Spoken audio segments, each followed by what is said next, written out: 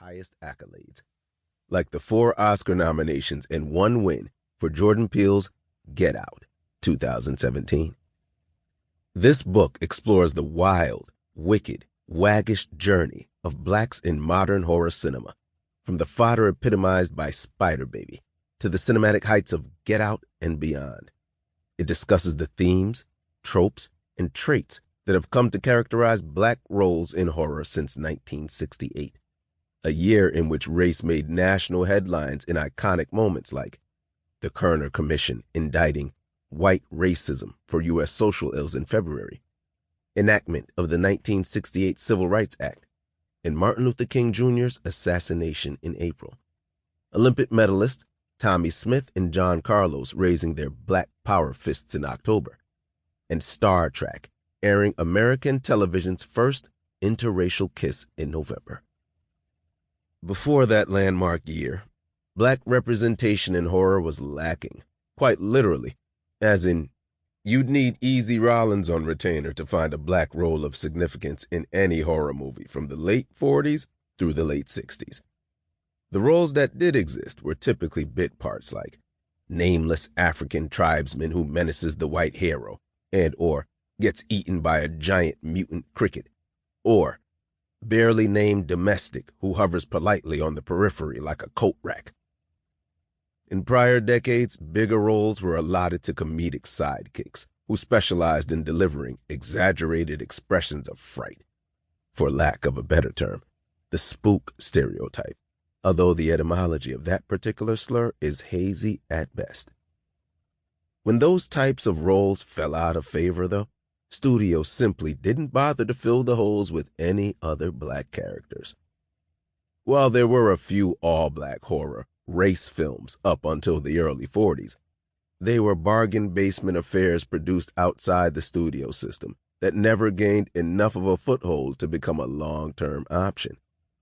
It was thus with something of a blank slate that black representation in horror began anew in 1968, building an identity gradually, in fits and starts, with steps forward and back, sometimes in a circular motion with the hokey-pokey that made you wonder if progress was being made at all.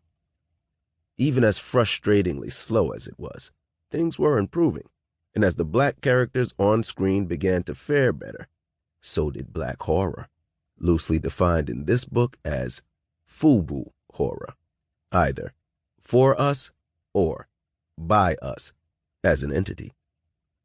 More and more stories began to revolve around black people, while black people, in turn, increasingly evolved the stories from behind the camera as writers, directors, and producers, ultimately setting the stage for a virtual horror-lem renaissance.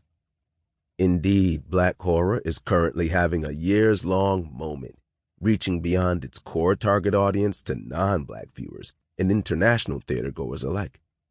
For example, Get Out, which presents a decidedly U.S.-specific commentary on race and racism, saw 31% of its cumulative gross earnings, or approximately $80 million at the box office, come from international ticket sales.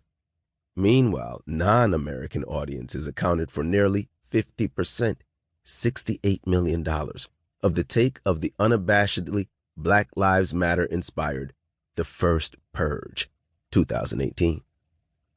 Still, it must be emphasized that what is new, Get Out, Us, 2019, Ma, 2019, Candyman, 2021, even a TV show like Lovecraft Country, 2020, is born out of years of black horror innovation from groundbreaking writers, directors, and performers who paved the way with a bold, unapologetically black cinematic eye that celebrated diversity decades before the Academy Awards thought to create inclusion standards.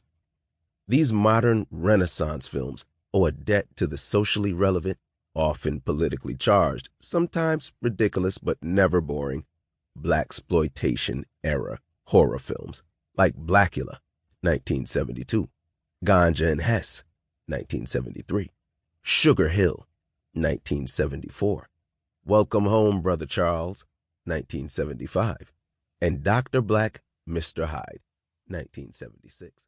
To keep listening to this audiobook for free, click the link in the description. It will take you to a free Audible trial where you can listen to this and many other books for free for 30 days.